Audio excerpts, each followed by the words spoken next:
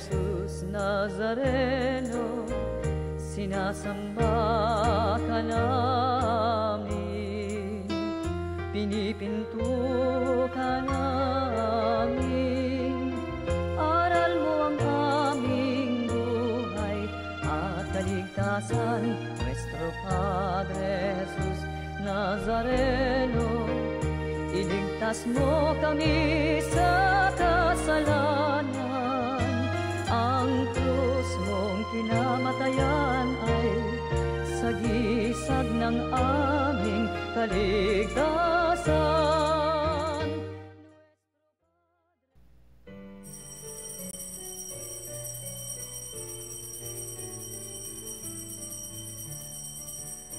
Sa pahag ng Panginoon, buong bayan ngayon'y nagtitipon.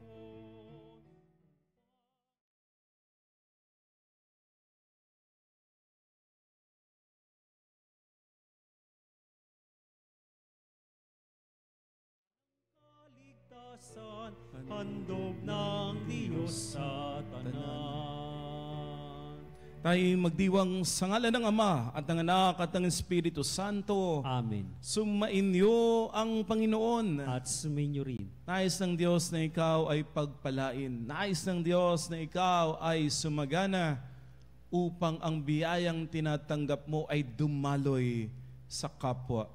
Sa mga pagkakataong tayo ay naging masungit, makasarili, hindi natin ibinahagi ang sobra-sobrang pagpapala na binibigay ng Diyos.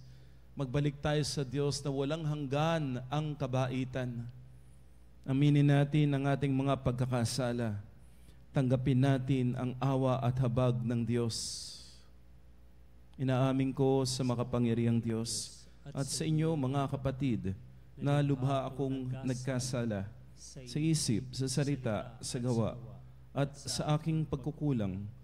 Kaya sinasamo ko sa mahal na Birheng Maria, sa lahat ng mga anghel at mga banal, at sa inyo, mga kapatid, na ako'y panalangin sa Panginoong ating Diyos. Kawaan tayo ng makapangyarihang Diyos, patawanin tayo sa ating mga kasalanan, at patnubayan tayo sa buhay na walang hanggan. Amen. Panginoon, kaawaan mo kami. Panginoon, kaawaan mo kami. Kristo, kaawaan mo kami. Kristo, kaawaan mo kami. Panginoon, kaawaan mo kami. Panginoon, kaawaan mo kami. Manalangin tayo. Ama naming makapangyarihan, gawin mong lagi naming matapat na sundin ang loob mo upang kami wagas na makapaglingkod sa iyo. Sa pamamagitan ni Jesucristo, kasama ng Espiritu Santo, magpa sa walang hanggan. Amen. Pagbasa mula sa sulat ni Apostol San Pablo sa mga taga-Roma. Mga kapatid, hindi nag-alinlangan si Abraham sa pangako ng Diyos, kundi lalo siyang tumibay sa pananalig at pinuri niya ang Diyos. Lubos siyang nanalig na matutupad ng Diyos ang kanyang pangako. Kaya't dahil sa kanyang pananalig, siya'y pinawalang sala. Ngunit ang salitang pinawalang sala ay hindi lamang para sa kanya, kundi para rin sa atin. Tayo'y pinawalang sala dahil sa ating pananalig sa Diyos na muling bumuhay kay Jesus na Panginoon natin.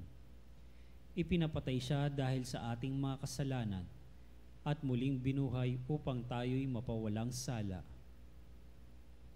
Ang salita ng Diyos. Salamat sa Diyos. Poong Diyos ay purihin, nilingap niya ang Israel. Poong Diyos ay purihin, nilingap niya ang Israel. Nagpadala ang Diyos sa atin ng isang makapangyarihang tagapagligtas mula sa lipi ni David na kanyang lingkod. Ipinangako niya sa pamamagitan ng kanyang mga banal na propeta noong una. Poong Diyos ay purihin, nilingap niya ang Israel. Na ililigtas niya tayo sa ating mga kaaway at sa kamay ng lahat ng napopoot sa atin. Ipinangako rin niya na kahahabagan ng ating mga magulang at aalalahanin ang kanyang banal na tipan. Poong Diyos ay purihin, nilingap niya ang Israel. Iyan ang sumpang binitawan niya sa ating amang si Abraham na ililigtas tayo sa ating mga kaaway upang walang takot na makasamba sa kanya at maging banal at matuwid sa kanyang paningin habang tayo'y nabubuhay. Poong Diyos ay purihin, nilingap niya ang Israel.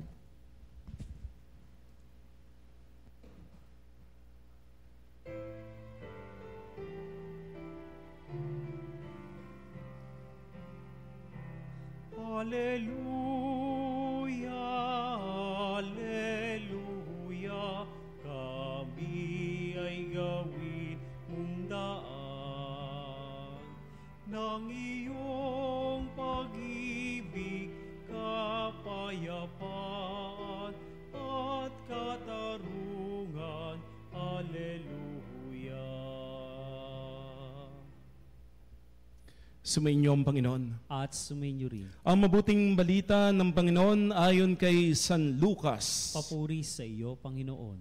Nung panahong yun, sinabi kay Jesus ng isa sa mga tao, Guro, iutos nga po ninyo sa kapatid ko na ibigay sa akin ang bahagi ko sa aming mana. Sumagot siya, Ginoo, sino ang nagbigay sa akin? Naglagay sa akin bilang hukom o tagapaghati ng mana ninyo?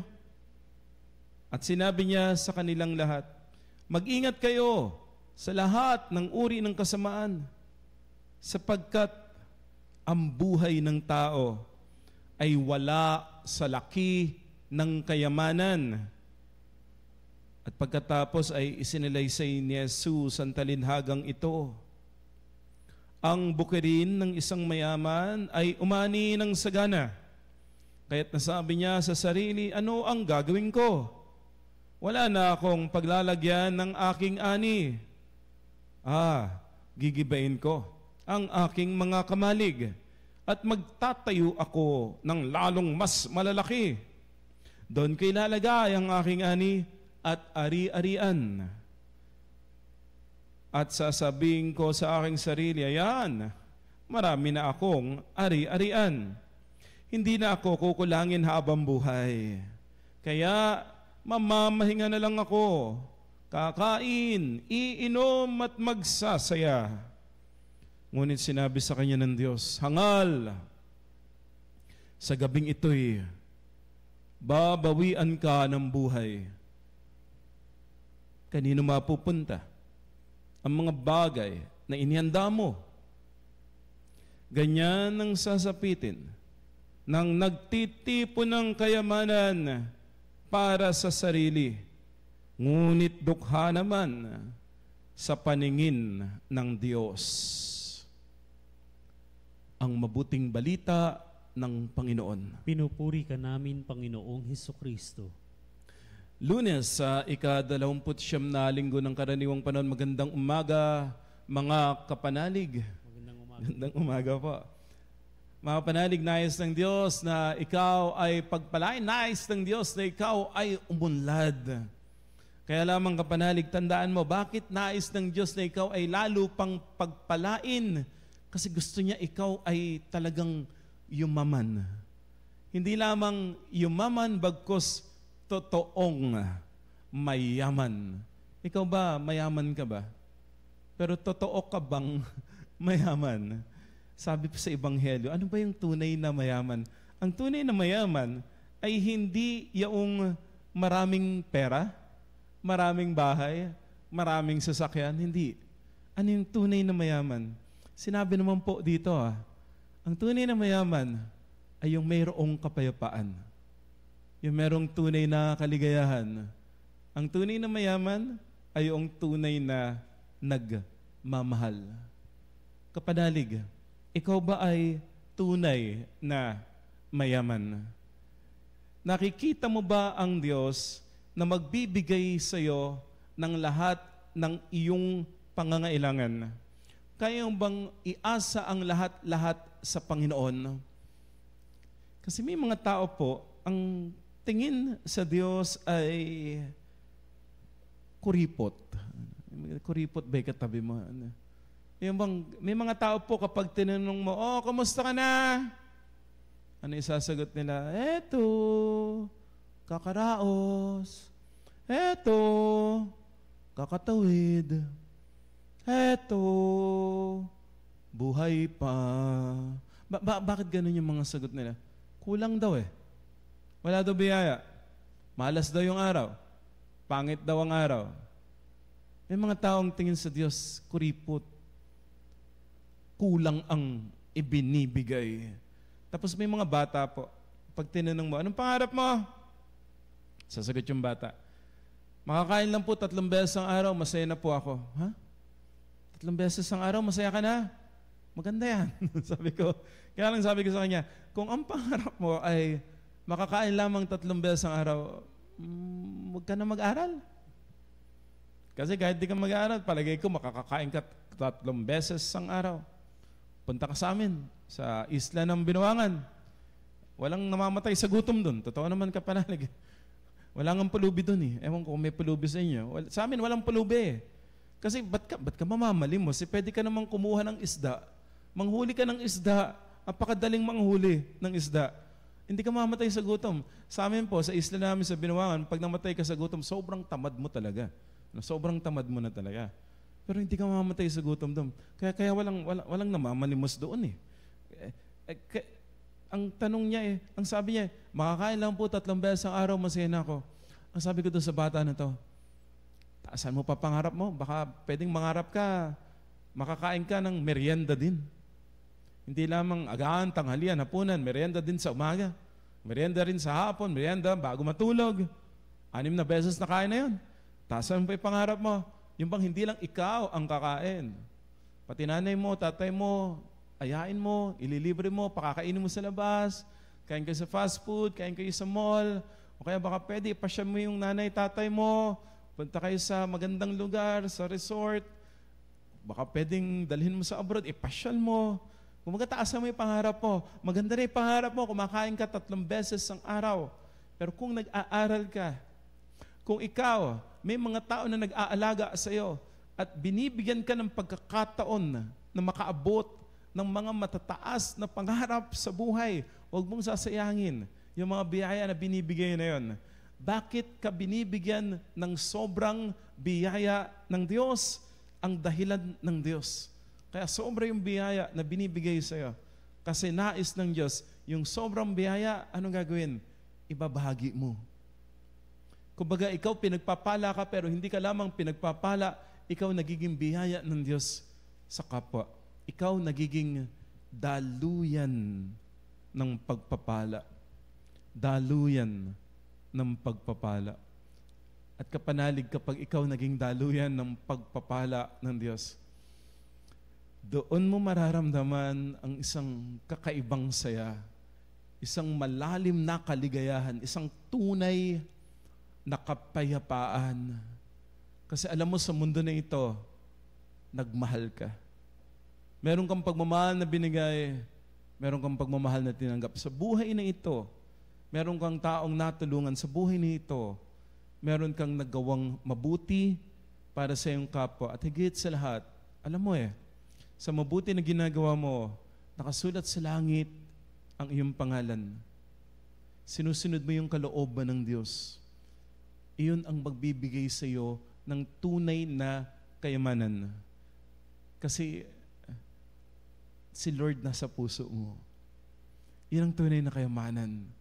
Kapag ang Diyos nasa puso mo. At magagawa mo lamang yan kapag ikaw na pinagpapala, magiging daluyan ng pagpapala. Dito sa Ebanghelyo, may lumapit. Sabihan nga po ninyo, yung kapatid ko na ibigay sa akin ang bahagi ng aking mana. Kapanalig, sounds familiar. 2,000 years ago, panahon ni Jesus, may mga magkakapatid, anong pinag-aawayan? Mana. Ngayon ba? Meron pa rin. Madami pa rin. Pinag-aawayan, mana, alahas, ari-arian. Minsan buhay pa yung magulang Nag-aaway-away na tungkol sa lupain, sa mana. Ang sabi ni Jesus dito, hindi kayo sasaya niyan. Huwag niyong ipagpalit yung pamilya. Huwag niyong ipagpalit yung relasyon. Hindi ka sasaya niyan. Hindi ka makakatulog ng mahimbing niyan. Hindi ka magkakamit ng tunay na kapayapaan. May nagsabi po sa akin, kapag may mga magkakapatid na maghahatian upang hindi daw mag-away-away. Ang sabi ay, pag naghatian daw, hindi pwedeng pantay-pantay. Kasi pansinin mo kapanalig, lahat ng magkakapatid pag naghatian pantay-pantay, laging may away dyan eh. Laging may gulo. Paano, Father, pahatiin? Pwedeng hatiin naman, kaya lang pag hahatiin daw, laging laging may magpaparaya dapat. Laging may mas maliit sa kanya, tapos yung parte niya, bibigyan niya yung iba. May magsasakripisyo dapat na isa. Mayroong handang magparaya. Sino daw yung magpaparaya? Dalawa daw po yan. Pwedeng yung panganay, o kaya pwedeng yung mas may kaya. Kami pong magkakapatid, kapag may mana kaming natatanggap, naghahatian kami. At karaniwan nga po, ayun, panganay ako eh. Mas maliit sa akin. Tapos sabi nila, wala ka namang anak, kuya eh. O sige, nangak ako. Ayun. May ganun, ganun talaga. Kailangan may magpaparaya. Pag nagparaya ka ba, lugi ka. Masasabi ko sa inyo, hindi naman ako lugi. Kasi nga doon sa pagpaparaya mo, doon sa pagbibigay mo, doon sa pagsasakripisyo mo, doon ka nagiging bukas upang ang Diyos ang patuloy naman na magpala sa iyo, magbigay ng biyaya sa iyo. May nakausap din po ako, dinaya daw po siya nung kapatid niya sa mana. Pineki daw po yung pirma, kaya wala daw pong manang napunta sa kanya, lahat napunta doon sa kapatid niya. Wala daw pong napunta sa kanya. Hindi na daw po niya mahabol. Kaya lang ang sabi niya, ang kwento niya, Father, ang ginawa ko, nagsumikap ako. Sa grasya ng Diyos, umunlad naman po. Umunlad naman po. Napalaki ko, napagtapos ko yung mga anak ko, mga abogado, doktor, mababait po sila, nagsiserve sa simbahan. Tapos ano kako nangyari? Tapos ang kwento niya, yung kapatid daw po niya na dinaya yung mga mana, kinuha lahat ng mana nila na ano daw nagka-stroke. Ayaw daw alagaan ng asawa. Ayaw alagaan ng mga anak. Siya daw yung nag-alaga. Siya yung nag-alaga. Sabi ko, paano mo nagawang alagaan yun? Di ba kinuha lahat ng mana niya? Father, tapos na yun, matagal na yun. Siya kapatid ko yan eh. Sino pa ba mag-aalaga sa? Ayaw alagaan ng pamilya. Di ko alam kung anong ginawa niya doon. Pero kapatid ko pa rin yan, kahit may masama siyang ginawa. Tsaka pinagpala naman po kami, okay naman.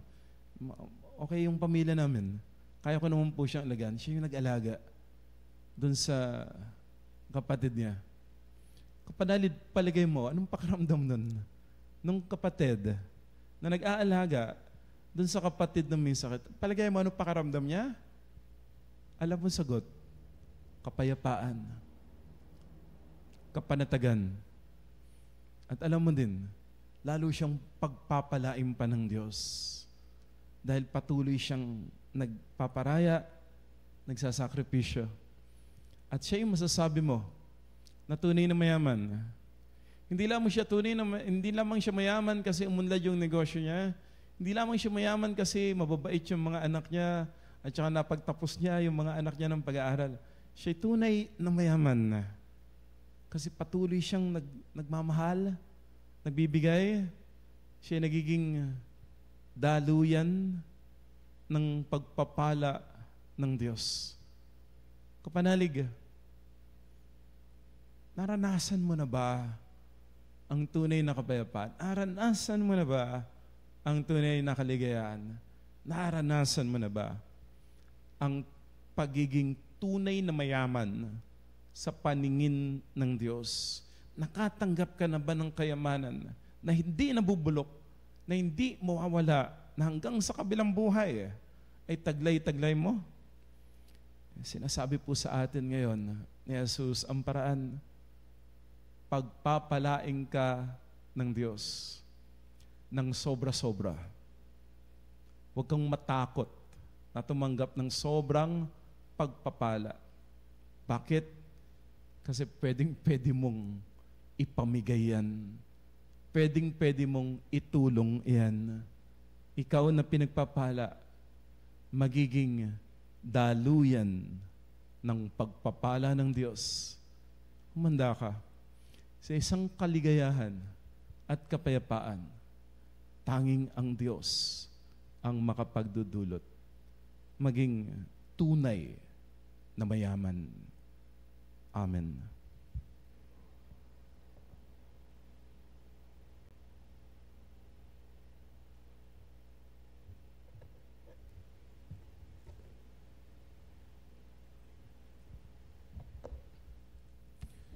May pananalig na walang maliw sa pagkalinga ng Diyos sa atin. Buksan natin ang ating mga puso upang higit nating maunawaan ang mga bagay na mas dapat nating pahalagahan sa ating buhay. Ating tutugon. Panginoon, dinggin mo ang aming panalangin. Panginoon, dinggin mo ang aming panalangin. Ang Santo Papa, mga obispo, mga pari, at mga relihiyoso, naway patuloy na ipadama ang presensya ni Kristo sa buong daigdig sa pamamagitan ng simpleng pamumuhay. Manalangin tayo sa Panginoon. Panginoon, dinggin mo ang aming panalangin. Ang katarungan at pagkakapantay-pantay naway maisulong sa pamamagitan ng mga pagbabagong politikal, panlipunan at pangkabuhayan. Manalangin tayo sa Panginoon. Panginoon, dinggin mo ang aming panalangin. Tayo naway maging sensitibo sa mga hindi nakaangat sa buhay at matuto tayong magbahagi ng ating yaman sa mga dukha. Manalangin tayo sa Panginoon. Panginoon, dinggin mo ang aming panalangin. Ang mga may sakit at mga nagdurusa, naway makadama ng kayamanan ng presensya ng Diyos sa kanilang buhay. Manalangin tayo sa Panginoon. Panginoon, dinggin mo ang aming panalangin. Ang mga yumao, naway biyayaan ng awa ng Panginoon ng liwanag, kapayapaan at kapahingahang walang hanggan. Manalangin tayo sa Panginoon. Panginoon, dinggin mo ang aming panalangin.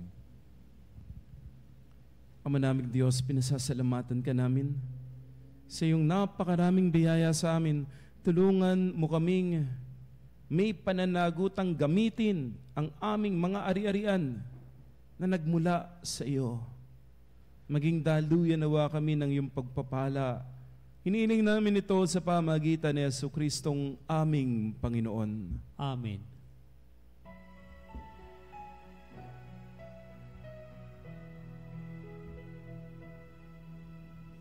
Aming hatid, alay na ito, ang tinapay na nagmula sa pagpapala mo.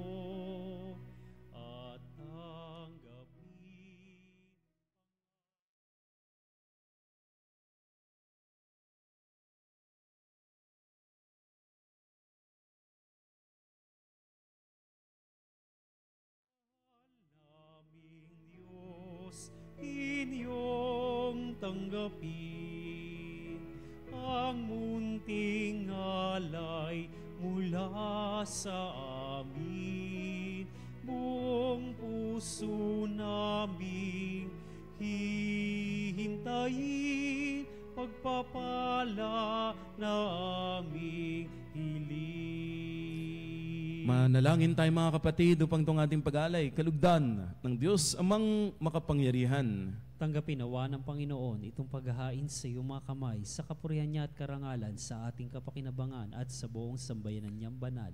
Ama naming lumikha, pagkaloob mong ikaw ay aming kusang mapaglingkuran sa paghahain namin ng mga alay na iyong bigay upang kami dalisayin ng iyong pagmamahal. Sa paglilingkod namin ngayong ginaganap ang banal na pagdiriwang sa pamamagitan ni Jesucristo kasama ng Espiritu Santo magpa sa walang hanggan. Amen. Sumainyo ang Panginoon. At sumainyo rin. Itaas sa Diyos ang inyong puso at diwa. Itinaas na namin sa Panginoon. Pasalamatan natin ng Panginoong ating Diyos. Marapat na siya'y pasalamatan. Ama naming makapangyarihan, tunay nga marapat ikaw ay aming pasalamatan. Kinalulugod mong likhain ang sanlibutan na yung pinagbabago at idinadangal sa pamamagitan ng iyong anak na kinalulugdan. Kaya utang na loob ng iyong mga itinatangi at ng mga banal na kapiling mong lagi ang iyong paggiliw at pagkakandili. Kaya kaisa ng mga anghel, nagsisiawit ng papuri sa iyo, walang humpay sa kalangitan, kami nagbubunyi sa iyong kadakilaan.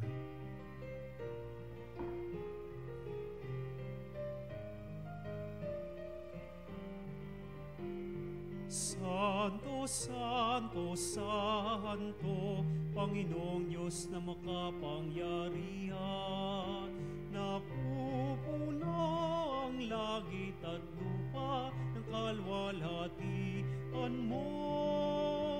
Hosana, Hosana sa kaitaasan, pinagpala ang napariri.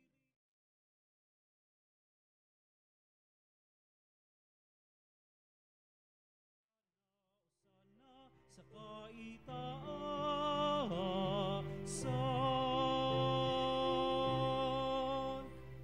Ama naming banal, ikaw ang bukal ng tanang kabanalan, kaya't sa pamamagitan ng iyong Espiritu gawin mong banal ang mga kaloob na ito upang para sa amin maging katawan at dugo ng aming Panginoong Heso Kristo. Bago niya pinagtisan kusang loob na maging handog, hinawakan niya ang tinapay, pinasalamatan kaniya, pinaghati-hati iyon, niabot sa kanyang mga lagad at sinabi, tanggapin ninyong lahat ito at kanin. Ito ang aking katawan na ihahandog para sa inyo.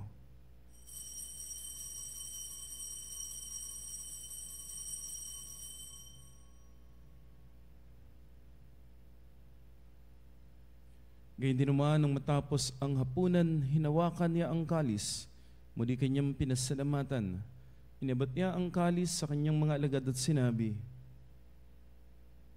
tanggapin ninyong lahat ito at inumin. Ito ang kalis ng aking dugo, ng bago't walang hanggang tipan. Ang aking dugo na ibubuhos para sa inyo at para sa lahat sa ikapagpapatawad ng mga kasalanan. Gawin ninyo ito sa pag-alala sa akin.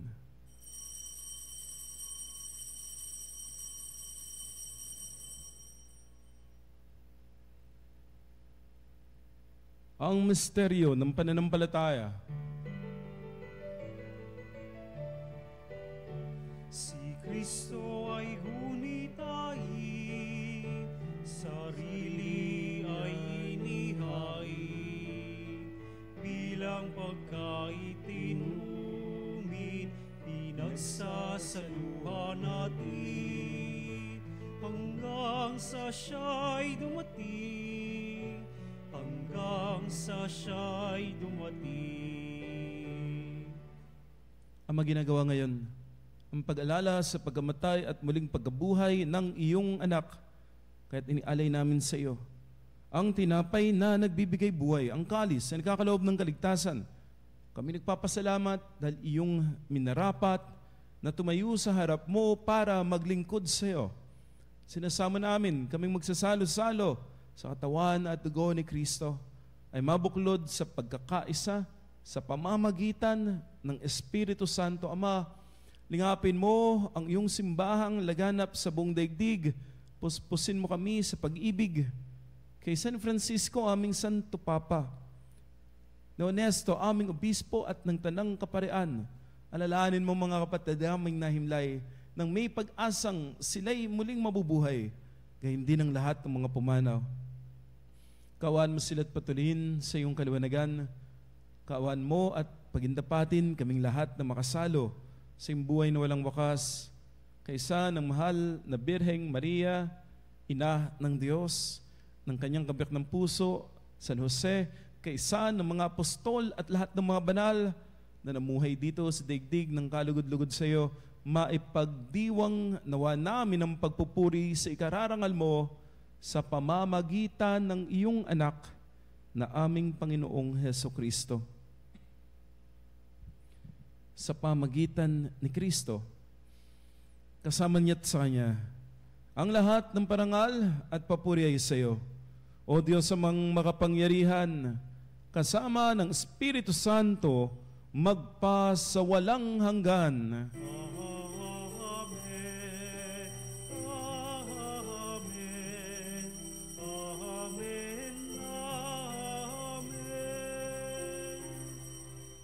Sa tagubilin ng Panginoong Hesus, tumawag tayo sa Ama nating nasa langit.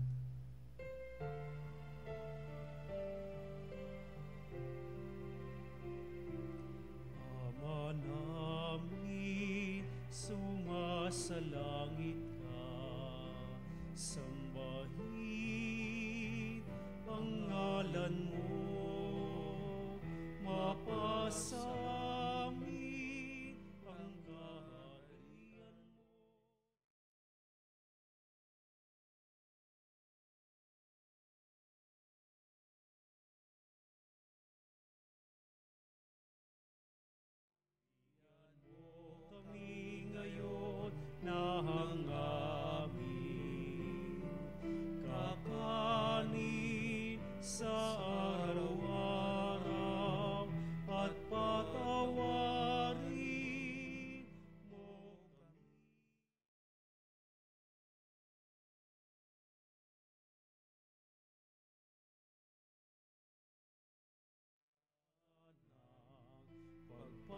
patawad namin sa nagkakasala sa amin, at huwag mo kami ipahintulot sa tukso, at yadya mo kami sa lahat ng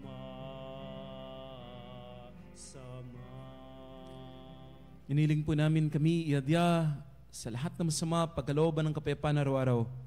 Ligtas sa kasalanan at tilayo sa lahat ng kapahamakan. Samantalang aming pinananabikan ang dakilang araw ng pagpapahayag ng tagapagligtas naming si Jesucristo. Sapagkat sa iyo ang kaharian at ang kapangyarihan at ang kapurihan magpakailanman. Amen. Panginoong Jesucristo, sinabi mo sa iyong mga apostol, kapayapaan ang iniiwan ko sa inyo, ang aking kapayapaan ang binibigay ko sa inyo. Tungayan mo po ang aming pananampalataya at huwag ang aming pagkakasala. Pagkalooban kami ng kapayapaan at pagkakaisa ayon sa iyong kalooban, kasama ng Espiritu Santo magpa sa walang hanggan. Amen. Ang kapayapaan ng Panginoon ay laging sumainyo. At sumainyo rin. Magbigayan tayo ng kapayapaan. Kapayapaan po sa inyong lahat. Peace be with you.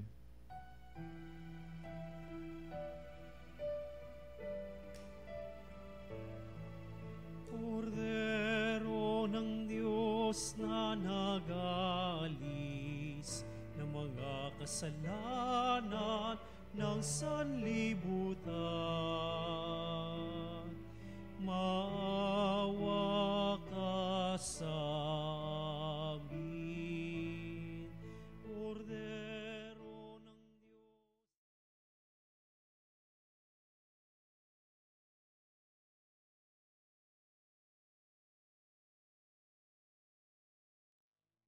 Maawa ka sa amin. Agnus Dei qui tollis peccata mundi, dona nobis pacem, dona nobis pacem, dona nobis pacem.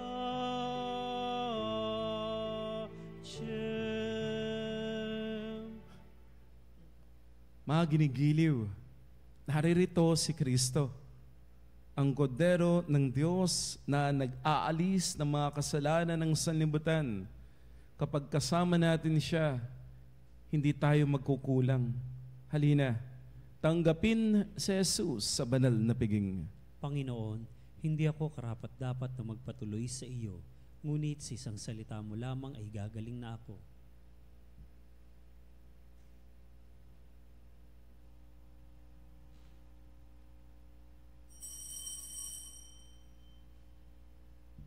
Mga kapanalig, ating dasalin ang komunyong espiritual. O Jesus, nananalig ako sa pananahan mo sa kabanal-banalang sakramento. Minamahal kita higit sa lahat at hangad ka ng aking kaluluwa. Hindi ko man matatanggap ngayon ang iyong katawan at dugo, inaasahan ko na patuloy kang mamumuhay sa aking puso.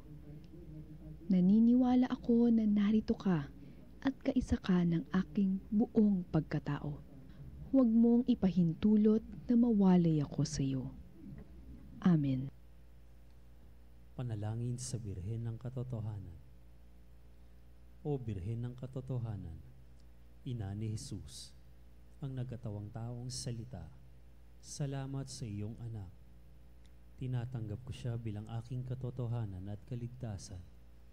Sa pakikinig sa salita ng Diyos, tulungan mo akong maging malaya.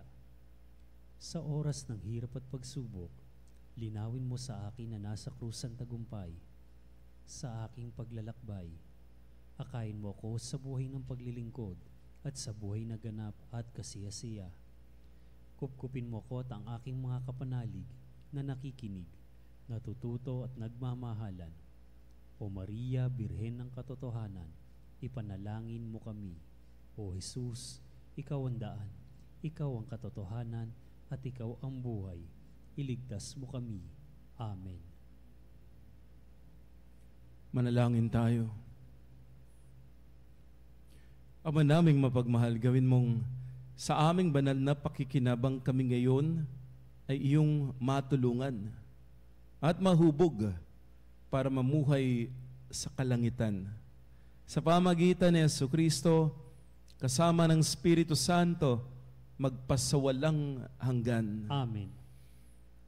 Kapag taglay mo si Jesus, sumainyo ang Panginoon. At sumainyo rin.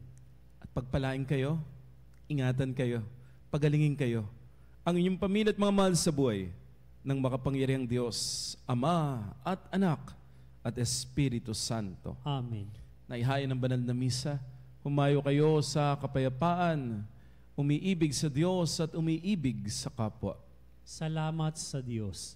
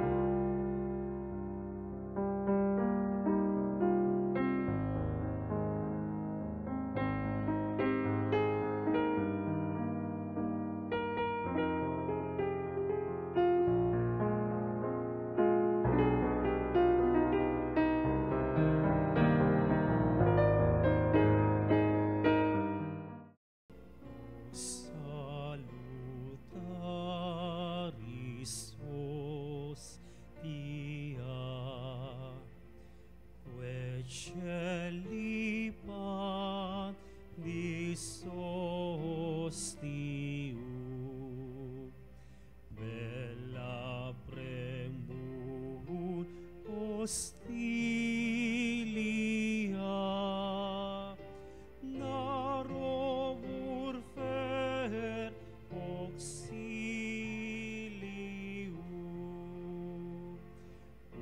unitrino que Domino, sit sempiter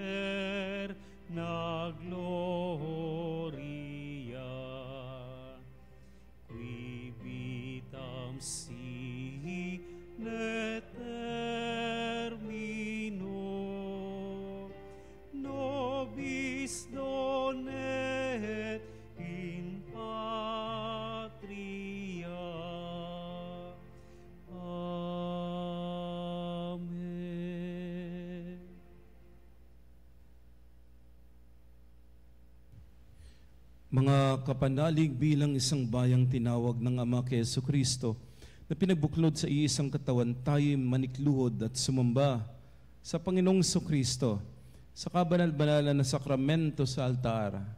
Sa sandaling ito ng pagpupuri at pagsamba sa banal na sakramento, alalahanin natin ang ating mga kapanalig na kasama natin ngayong nakikinig, nakasubaybay sa ating himpilan.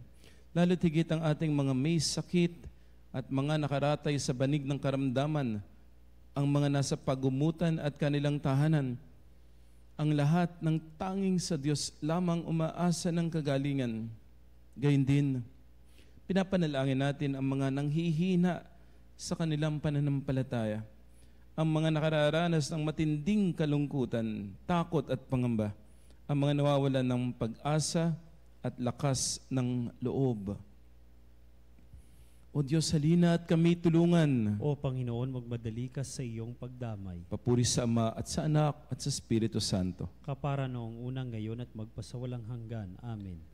Purihin ang makapangyarihang Ama na nagsugo sa kanyang bugtong na anak upang tayo maipagkasundo sa Kanya. Pinupuri ka namin ngayon at kailanman. Purihin ang Panginoong Jesucristo, ang Kordero ng Diyos, na nag-alay ng kanyang katawan at dugo bilang pagtubos sa sala ng tanan. Pinupuri ka namin ngayon at kailanman. Purihin ang banal na Espiritu, ang Panginoong nagpapabanal, na pumupuspos at nagbibigay kagalingan sa lahat. Pinupuri ka namin ngayon at kailanman.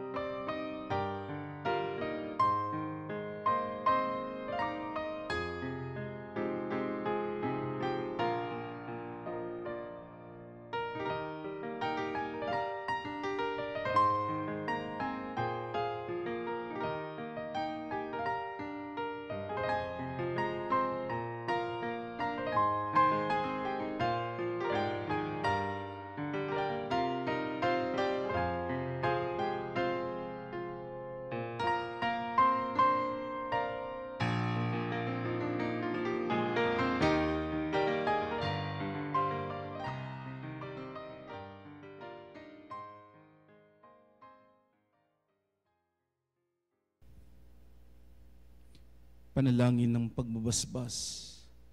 Makapangyarihang Diyos na walang hanggan, Ikaw ang aming Panginoon at butihing Ama. Sa iyong pagpapala, ipinagkaloob mo ang lakas sa aming kahinaan.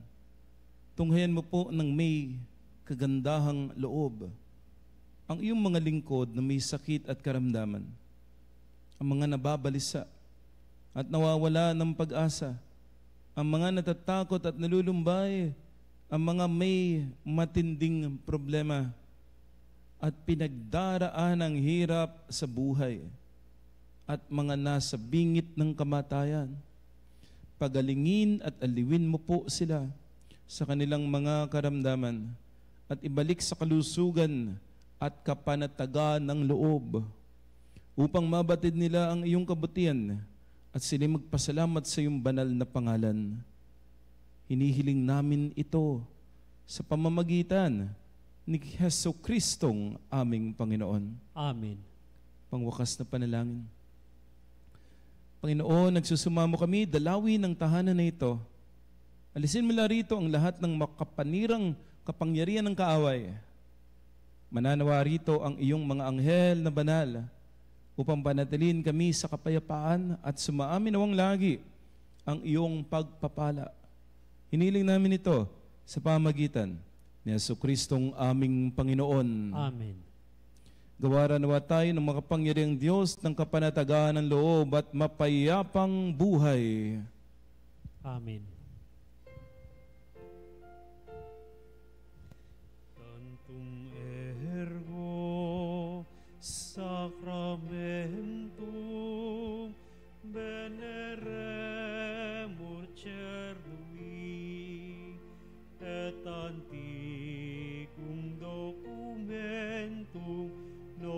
procedat ritui, prestet fides, supplementum sensum defectui. Genitori, genitoque, lauset jubilatio, salus honor virtus quoque sit et benedictio procedenti abur troque comparsit laudatio. Amen. Amen.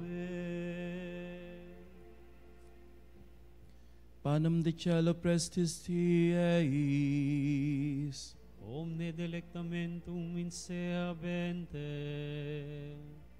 oremus. Deus qui nobis sub sacramento mirabili, passionis tui memoriam reliquisti, tribueque sumus, ita nos corporis et sanguinis tui sacra mysteria venerari, ut redemptionis tui fructum in nobis iuta sentiamus, qui vivis et regnas in saecula saeculorum. Amen.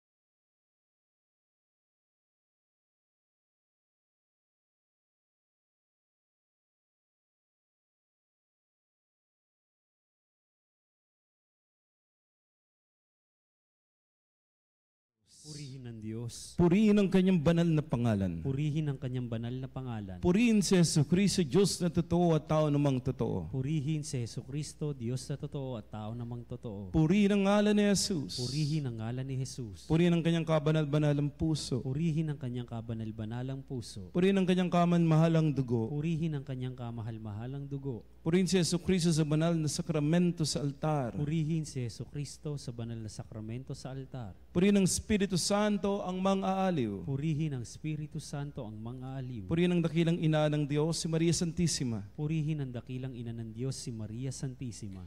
Purihin ang kalinis-linisang paglilihis sa Kanya. Purihin ang kalinis-linisang paglilihis sa Kanya.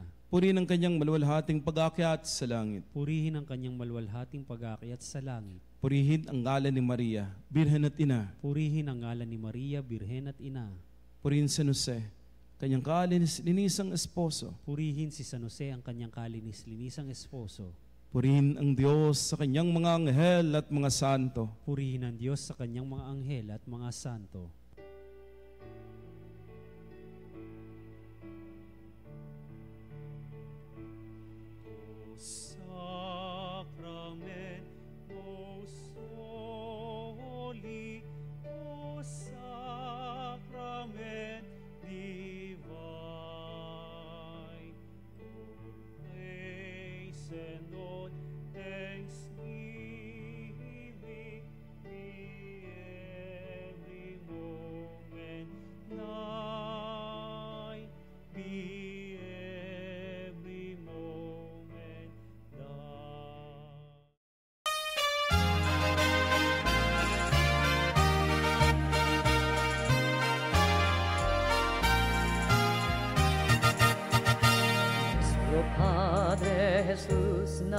Nazareno, sinasamba ka namin, pinipinto ka namin.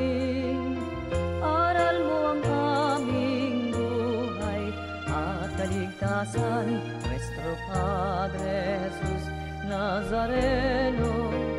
Iligtas mo kami sa kasalanan, ang krus mong kinamatayan ay sagisag ng aming kaligtasan.